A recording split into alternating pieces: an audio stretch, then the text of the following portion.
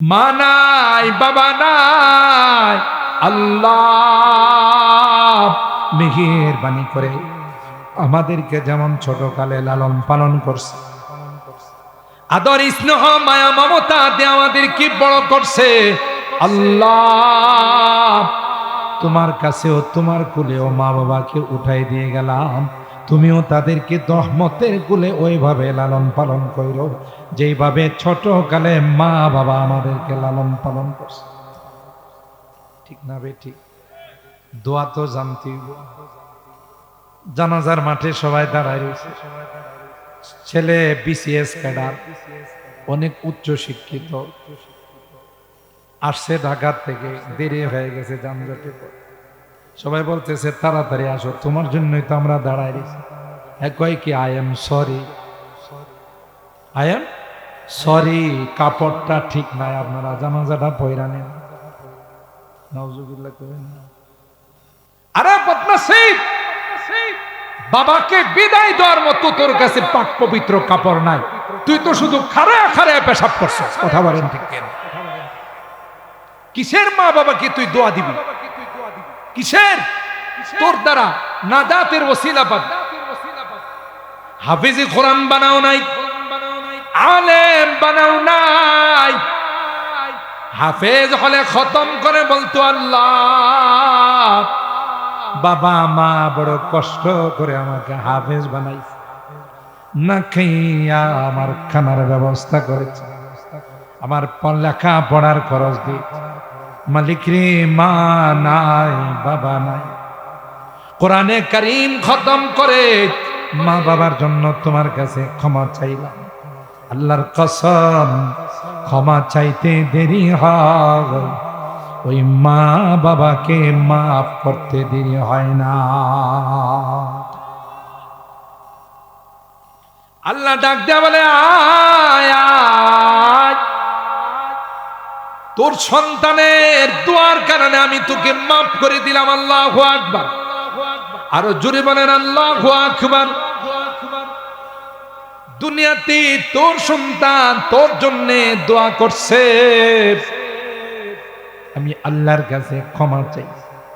কোরআন খতম করছে রে, শুক্রবার হলে গুরুস্থানে গিয়া জিয়ারত করছে, তোর জন্য দোয়া করছে। তাই তোর সন্তানের দোয়ার কারণে, তোর সন্তানের ইস্তেগফারের কারণে আমি আল্লাহ তোকে মাফ করে দিলাম। কেন?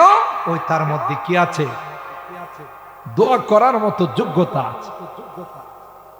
আর ভাইরা, এই জন্য 1 নম্বর কাজ হলো আকামুস সালাত। স্বাধীনতার বিজয়ের দিবস 16 ডিসেম্বর, মহান বিজয় দিবস। ডিসেম্বর মাস চলতেছে, বিজয় দিবস আসলে আমরা ঢোল তবলা বাজাই। জাহাঙ্গীরনগর বিশ্ববিদ্যালয়ের পাশে নবীনগরে স্মৃতিসৌধের মধ্যে গিয়ে 1 মিনিট নীরবতা পালন। নারে নাদান, এটা নিয়ামতের শুকরিয়া নয়, যার কারণে স্বাধীন বাংলাদেশ পাইলাম, স্বাধীন নাগরিক হলাম। 3 বার কুল হু আল্লাহ পড়ে তাদের আত্মার মাগফিরাতের জন্য দোয়া করো। নামাজ কায়েম করো। আল্লাহর কসম করি বলি, রাষ্ট্রীয় আইনে যদি নামাজকে বাধ্যতামূলক করা হতো, না না, এদেশে যারা ব্যবসা করবে, চাকরি করবে, নামাজের টাইমে কোনো অফিস খোলা থাকবে না, নামাজের টাইমে কোনো দোকানপাট খোলা থাকবে না। বাধ্যতামূলক যদি নামাজ করে দেওয়া হতো, আমি যদি কসম করে বলি আমি হানেস হব না, তাইলে এই বাংলাদেশে কোনো দুর্নীতি থাকতো না, বাংলাদেশে চুরি ডাকাতি থাকতো না, 2 নম্বরই থাকতো না। কারণ কোরআনে আল্লাহ কয়, ইন্নাস সালাতা তানহা আনিল ফাহশাই ওয়াল মুনকার ওয়ালাযিকরুল্লাহি আকবার ওয়াল্লাহু ইয়ালামু মা তাসনাউন। একমাত্র নামাজ এমন ইবাদত, যে ইবাদতে সব রকমের অশ্লীলতা, বেহায়াপনা, গর্হিত কাজ থেকে মানুষকে বিরত রাখে। আরে যদি নামাজি হয়ে যেত দেশে ভূমিকম্প আসতো না, করোনা আসতো না, সিরর আসতো না, ডেঙ্গু আসতো না, চিকুনগুনিয়া আসতো না। শুধু তো আমাদের বেনামাজি হওয়ার কারণে, গুনাহ করার কারণে কয়টা যুবক আছে যে যুবকগুলো রাত দিন 24 ঘন্টা শুধু গান আর গান আর শুধু উলঙ্গ ছবি দেখা। তার আব্দিয়ত, তার গোলামিয়ত প্রকাশ করবে, এটাই তার সবচেয়ে বড় উপাধি। কিনা বলে বুজুর্গি কি নাহি হামকো জরুরত, বুজুর্গি কি নাহি হামকো জরুরত, গোলাম আপনা বানা হামকো খুদায়া। বড় ওলি হওয়ার দরকার নেই। আল্লাহ, তুমি তোমার গোলামের লিস্টের মধ্যে আমার নামটা লিখে দাও। সুবহানাল্লাহ। আল্লাহর হাবিব বলেন, আমার সবচেয়ে দামি লকবটা হলো আনা আব্দুল্লাহি ওয়া রাসূল, আমি আল্লাহর গোলাম। সুবহানাল্লাহ। আমি আল্লাহর গোলাম। আল্লাহর গোলাম হওয়াটা ইসজিদা, এই কপাল কোন মুরব্বির সামনেও নত করার পারমিশন নাই। কদম বসি ইসলামে জায়েজ নাই। ঠিক বললাম? আমরা যখন এক সময় বলি, এই তোর মামা, এই তোর চাচা শ্বশুর, এই মামা সালাম কর, সালাম না, এই সালাম করার পারমিশন ইসলাম দেন। সালাম করতে গেলে পায়ের মধ্যে মাথা নত করা লাগে। এই মাথা বাবা মা কারো সামনে নত করার অনুমতি। আর এই চেহারাতে আপনি একটা টিচার হতে পারেন, শিক্ষক হতে পারেন, মা হতে পারেন, বাবা হতে পারেন, অভিভাবক হতে পারেন, সাবধান, কোনোদিন চেহারাতে টাচ করবেন না। আল্লাহর আদালতে আপনাকে আসামি বানাবেন। লা তাজরিবিল ওয়াজহা, হাদিসের শব্দ। যে চেহারাতে মারবা না, রাগ করে অনেক সময় উস্তাদের গালে থাপ্পড় মারে, নো, এটা এলাও না। এটার জন্য আল্লাহর আদালতে আপনাকে আসামি বানানো। কেন? এই কপালটা একমাত্র কার জন্য? বলেন কার জন্য? কষ্ট বেশি হইতেছে না তো? আবার বদদুয়া দিবেন না তো? আল্লাহ আমাদের সকলকে হেদায়েত নসিব করেন, আমিন বলেন। সন্তান বহুত বড় নিয়ামত। এই নিয়ামতের যদি সঠিক ব্যবহার না হয়, এই সন্তানে আল্লাহর আদালতে আমার আপনার নামে মামলা ঠুকবে। যে সন্তান জান্নাতে যাওয়ার কারণ, যে সন্তানকে আল্লাহ শিখাইছে তোর আব্বা আম্মা মারা গেল, তুই আমার কাছে দোয়া কর, রব্বিরহামহুমা কামা রব্বায়ানি কামা রব্বায়ানি সগীরা। কোরআনে যতগুলো দোয়া আল্লাহ শিখাইছেন, মুফাসসিরিনে কেরাম কয় আল্লাহ কবুল না করলে দোয়া শিখাইতেন না।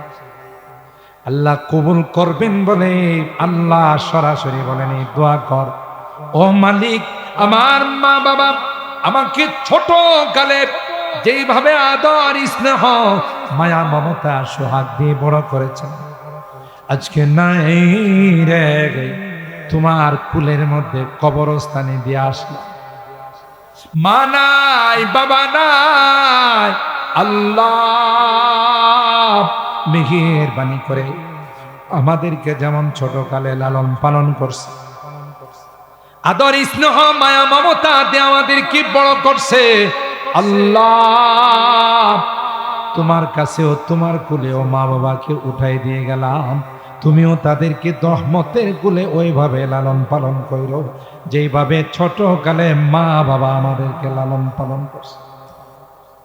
ঠিক না বে? ঠিক। দোয়া তো জানতেই।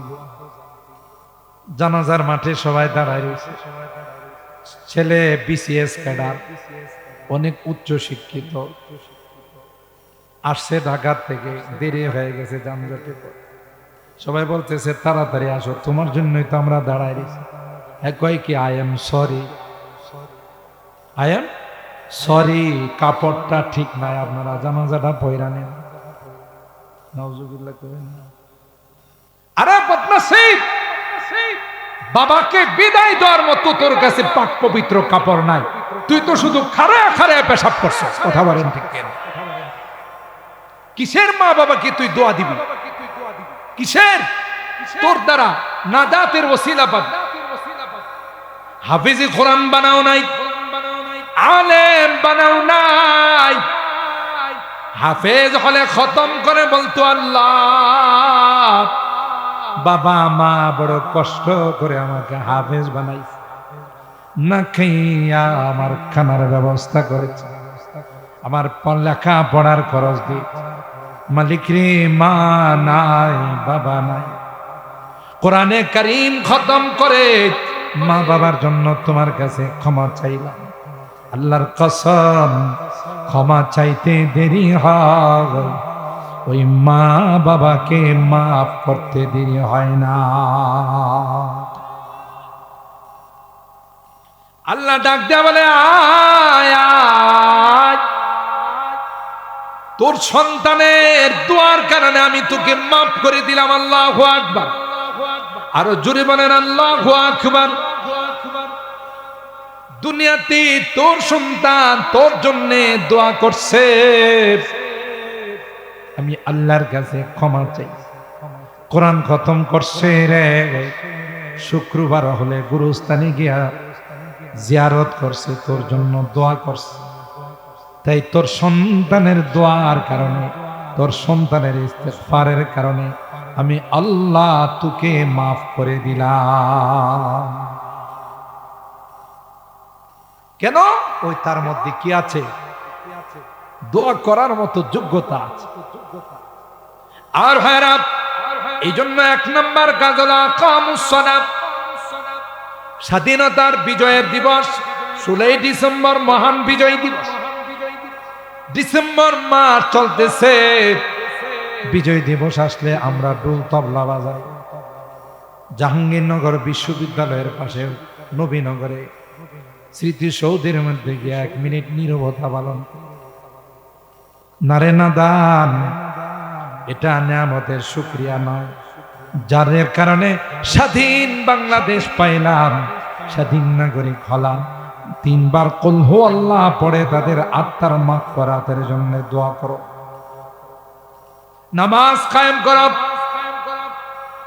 আল্লাহর কসম করি বলি, রাষ্ট্রীয় আইনে যদি নামাজকে বাধ্যতামূলক করা হতো, না না, এদেশে যারা ব্যবসা করবে, চাকরি করবে, নামাজের টাইমে কোনো অফিস খোলা থাকবে না, নামাজের টাইমে কোনো দোকানপাট খোলা থাকবে না।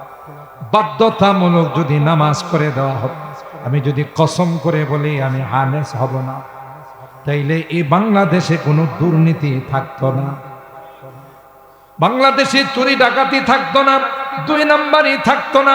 কারণ কোরআনে আল্লাহ কয়, ইন্নাস সালাতা তানহা আনিল ফাহশাই ওয়াল মুনকার ওয়ালাযিকরুল্লাহি আকবার ওয়াল্লাহু ইয়ালামু মা তাসনাউন। একমাত্র নামাজ এমন ইবাদত, যে ইবাদতে সব রকমের অশ্লীলতা, বেহায়াপনা, গর্হিত কাজ থেকে মানুষকে বিরত রাখে। আরে যদি নামাজি হয়ে যেত, দেশে ভূমিকম্প আসতো না, করোনা আসতো না, সিডর আসতো না, ডেঙ্গু আসতো না, চিকুনগুনিয়া আসতো না। শুধু তো আমাদের বেনামাজি হওয়ার কারণে, গুনাহ করার কারণে কয়টা যুবক আছে যে যুবকগুলো রাত দিন 24 ঘন্টা শুধু গান আর গান আর শুধু উলঙ্গ ছবি দেখে। যুবকরা রাগ করো না, শয়তানে লাগাই ঘন্টা কি ঘন্টা তার জীবন বরবাদ করে দিচ্ছে। আপনি যুবক যুবতীদের দিকে ভালো কি আশা করতে? দেখতে দেখতে দেখতে দেখতে তার চরিত্র নষ্ট হয়ে যায়। কথা বলেন ঠিক কিনা? আল্লাহ বহুত বড় মেহেরবান। যে পরিমাণ গুনাহ আমরা করি, যদি শাস্তি দিতেন বহু আগে ফিনিশিং দিয়া ফেলাই। কিন্তু মা আহাদুন আসবারা আলা আদি ইসমাউহু মিনাল্লাহ ইয়াদউনা লাহুল ওয়ালাদ সুম্মা ইউআফিহি ওয়া ইয়ারযুকুহু। বহুত ধৈর্যশীল। দেখেন না, ধান শুকাবার জন্য উড়ানে দিছে, ছাদে দিছে, এমনি আকাশটা অন্ধ করে গেছে। আরে বাপরে, কি যে বকাবকি আল্লাহরে শুরু করে। তুমি আর সময় পেয়েছিলাম, আমি ধানটা শুকাবো, তোমার বৃষ্টি দেওয়ার সময় আছে, আজাইরা থাকো তো, কোনো কাম নাই তো। কয় না এই কথাগুলো? যে বেটার রুদ্রের দরকার, বৃষ্টি আইলে গালিগালাজ করে, বৃষ্টির দরকার, রুদ্র আইলে তোমার কি পানি শুকাই গেছে? আর বাচ্চা যদি একটা মারা যায়, মহিলারা বিলাপ করে তো আল্লাহরে যা কয়। তোমার আমার এত পছন্দ, আমার পোলাটার এত পছন্দ হয়েছে, আর পোলা বাইন দেখো না, কথা কয় না। না, বলবেন না, আপনি সবর করেন, ধৈর্য ধারণ করেন, এই বাচ্চার বিনিময়ে আল্লাহ আপনাকে জান্নাত দিবেন। সুবহানাল্লাহ। কান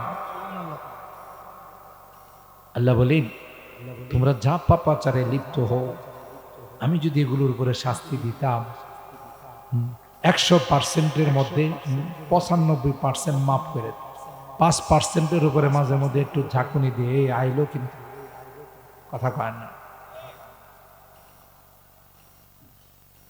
আল্লাহ বলেন, তোমরা যে পথে চলতেছো এটা নাজাতের পথ না, এটা জান্নাতের পথ না। পর্দা নাই, পশিদা নাই। হায় হায়, বাংলাদেশে এমন কোন জায়গা নাই, এখন তো আরেক মহামারী শুরু হয়েছে, যেখানেই মাহফিল হয়, মাহফিলের থেকে 3 গুণ মানুষ দোকানে থাকে। শুধু আমাদের সাতিয়ান না, সারা বাংলাদেশ। আমরা মাহফিলে ঢুকতে গেলে গাড়ি নিয়ে কখনো মাহফিলে ঢুকতে আধা ঘন্টা লাগে। হায় হায়, কি হইছে? ওখানে কি পাওয়া যায়? বুট বাদাম, মোড়ালি, সিমের বেশি। এটি তো বাংলাদেশ স্বাধীন হওয়ার পর আর কোনো দোকানে বাজারে দেখা যায় না। শয়তানে ওখানে নেলা গেছে, বুট খা, বাদাম খা, মোড়ালি খা, কথা কয় না। আর আরো আশ্চর্যের ব্যাপার, নারী পুরুষ একাকারে মার্কেটিং করে, মাহফিল শুনতে এসে মার্কেটিং করে। আরে কি অবস্থা! আর বাজারে গেলে তো সুবহানাল্লাহ, লেডিস কাস্টমার ছাড়া আর কোনো কাস্টমার নজরেই পড়ে না। কিসের বুদল বাজার বলেন, কিসের নন্দনপুর বাজার বলেন, আর কিসের ব্রাহ্মণবাড়িয়ার মার্কেট বলেন, দোকানে যদি একটা কাস্টমার থাকে পুরুষ, 10টা কাস্টমার মহিলা। আমি কি অবাস্তব বললাম? আল্লাহর হাবিব বলেন, আল্লাহ আমার উম্মতির গুনার কারণে পূর্বের উম্মতের মতো তাদেরকে তুমি ধ্বংস করে দিও না। আগেকার উম্মতকে যেভাবে ধ্বংস করে দিয়েছ, হালাক করে দিয়েছ, আল্লাহ আমার উম্মতকে এইভাবে শেষ করে দিও। নবীর দোয়ার বরকতে আল্লাহ আমাদেরকে শেষ করেন। 2 নাম্বার কারণ হলো সকল মাদ্রাসাগুলোতে ভোর রাত্রি উঠে মাসুম বাচ্চারা কোরআন তিলাওয়াত করে। যখন আমরা ঘুমাই থাকি, ঘুমের ঘরে বেহুশ হয়ে থাকি, তখন ওই মাসুম বাচ্চারা কোরআন তিলাওয়াত, তাহাজ্জুদের নামাজ পড়ে জাতির জন্য আল্লাহর কাছে দোয়া করে, আল্লাহ সাতিয়ান গ্রামের মানুষগুলোকে মাফ করে দাও, অত্র এলাকার মানুষগুলোকে মাফ করে দাও। এই জন্য ভূমিকম্প কর, তোদের গুনার কারণে গেছিলাম, চলে আসলাম, ওই সকল মাসুম বাচ্চাদের দোয়ার কারণে ফেরত আসলাম। সুবহানাল্লাহ। গোটা বাংলাদেশে যে পরিমাণ কোরআনের মাদ্রাসা, পৃথিবীর কোথাও এত কোরআনের মাদ্রাসা। আর এই কারণে সব গজব আযাব থেকে আল্লাহ বাংলাদেশকে সব দিক থেকে হেফাজত করে, ঠিক কিনা বল?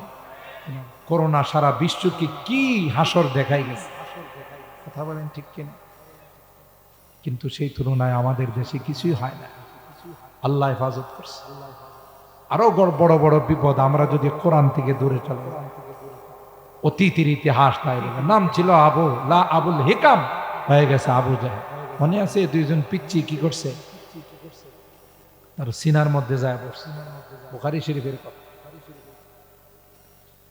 আব্দুর রহমান ইবনে আউফ বলেন, এই 2টা ছেলে যখন আমার কাছে আসলো, মনে মনে ভাবলাম বোধহয় এরা আমার খেদমত করবে, ব্যাগ টানবে, আমার খাদেম হবে।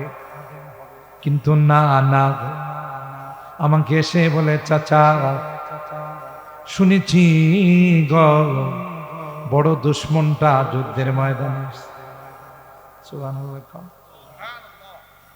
চাচা ডাক দেয়া বলে, কি করবা? মার কাছে পণ করে আসছি, মা যতক্ষণ পর্যন্ত আবু জাহেলকে শেষ না করবে, এ মা ততক্ষণ পর্যন্ত তোমার কোলে ফেরত আসবো না। আব্দুর রহমান ইবনে আউফ বলেন, কিছুক্ষণ পরে দেখলাম আবু জাহেল তার সৈনিকদেরকে কাতারবন্দি করত। আমি তখন ওই বাচ্চা দুইটাকে বললাম, ওই যে দেখা যায় ইসলামের বড় দুশমনটাকে দেখা যায়। তিনি বলেন, আল্লাহর কসম, আমার দেখাইতে দেরি হয়, বাস পাখির মতো ঝাঁপায়া পড়তে দেরি হয় না।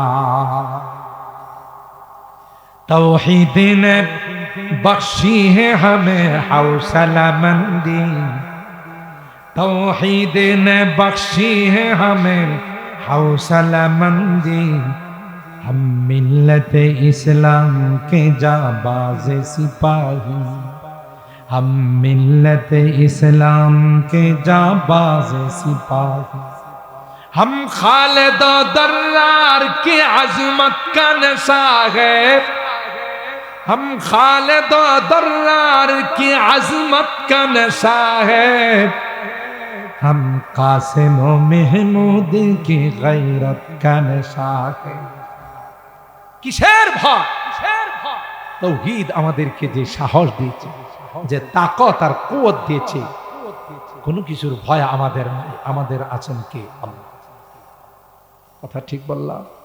তাইলে কি আমাদের মনে চায় না যে আমার একটা ছেলে, আমার একটা ভাতিজা, আমার একটা নাতি হাফেজে কোরআন? কারণ এ তো কিয়ামতের ময়দানে আল্লাহর আদালতে সুপারিশ করে, বলবে আমার চাচা, আমার দাদা, আমার সাথিয়ান গ্রামের মানুষ, এরা আমাকে মহব্বত করে মাদ্রাসায় পড়াইছে, তাদের ওসিলায় আমার হাফেজ হইছি, তাই আল্লাহ এদেরকে জান্নাতে দেওয়া লাগবে, না হয় তোমার আদালত ছেড়ে যাবে না। সুবহানাল্লাহ। আল্লাহ বলবেন, যাও 10 জনকে নিয়ে যাও। সুবহানাল্লাহ। আর বড় আলেম যখন হয়, ফামা যান্নুকুম বিল্লাযী আমিলা বিহাযা, আল্লাহ নবী বলেন, একজন হাফেজের যদি 10 জনের সংখ্যা থাকে, একজন আলেমের কয়জন? হিসাব নাই। সুবহানাল্লাহ কইবেন না? একজন আলেমের হিসাব নাই। যত ইচ্ছা তত সুপারিশ করে আল্লাহ জান্নাতে নিয়ে যাবে। সুবহানাল্লাহ। তাই বলতেছিলাম যে নামাজ আমাদের কায়েম, ধনীদের যাকাত দিতে হবে, আতাবুজ যাকাত, সৎ কাজের আদেশ, অসৎ কাজের নিষেধ। এই চারটা হলো বিজয়ের নিয়ামতের শুকরিয়া। এই চারটা যদি কেউ না করে, বোঝা গেল বিজয়ের নিয়ামতের শুকরিয়া সে আদায় করে। ঢোল তবলা বাজানোর নাম বিজয় না। আরে এগুলো যখন বাজানো হয়, গান বাজনা, তখন আরো যারা দেশের জন্য শাহাদত বরণ করেছে, এরা বলে যে আমরা কি এই জন্য রক্ত দিয়ে আসছি, আমাদেরকে গানা দিয়া পাঠাই না। এই জন্যে আমাদেরকে ঠিক হয়ে যাইতে হবে, শুধরাইতে হবে। চলুন আমরা আমাদের অতীত কর্ম থেকে আল্লাহর কাছে তাওবা। চলুন আমাদের সন্তানরা কে কোন জায়গায় যাচ্ছে, কার সাথে কার কি সম্পর্ক, কে নেশা করতেছে, কে নামাজ পড়ে না, এগুলো খোঁজ খবর নেই। না হয় আপনি মনে করেন না, আপনি 5 ওয়াক্ত নামাজ পড়া, তাহাজ্জুদ পড়া জান্নাতে চলে যাবেন। নো, যাইতে দিবে না। গামছা টান দিয়া ধর, বাবা কই যান? জান্নাতে যাই, তাহলে আমারে নিয়ে যান।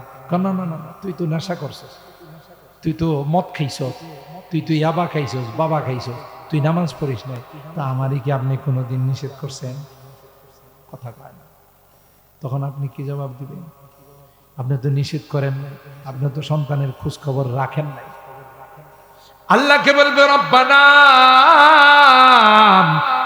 আতিহিম দিফাইনি মিনাল আযাব ওয়ালআনহুম লা'নান কাবীরা। যা শাস্তি আমার হবে, তার ডাবল শাস্তি মা বাবাকে। উপায় থাকবে না, উপায় থাকবে না, উপায় থাকবে না। তাই আসুন জীবনের মধ্যে পরিবর্তন নিয়ে আসি। যুবক, না না, নেশা করা যাবে না, নামাজ ছাড়া যাবে না, অবৈধ সম্পর্ক করা যাবে না, কোনোভাবে সুদী কারবারে লিপ্ত হওয়া যাবে না। বুদল বাজারে, শহীদপুর বাজারে, নন্দনপুর বাজারে ব্যবসা করবা, হালাল ভাবে ব্যবসা করতে হবে, কাউকে ঠকানো যাবে না। 2 নাম্বার মাল দিয়ে কোনোদিন বলা যাবে না 1 নাম্বার মাল। কথা বলেন ঠিক কিনা? সকালবেলা দুধ বিক্রি করতে যাব, সেই দুধ দোয়ানের সময় বালতির নিচে পানি দেওয়া যাবে না। তাইলে আল্লাহ বলবে, তুই আমার বান্দাদেরকে ধোঁকা দিলে কেন? এই জীবনটা কাজে লাগবে, আর যদি অন্যভাবে চলে আল্লাহর আদালতের জবাব দিতে হবে। ঠিক কিনা বলে? আমাদের সন্তানদের প্রতি খেয়াল রাখবো তো ইনশাআল্লাহ।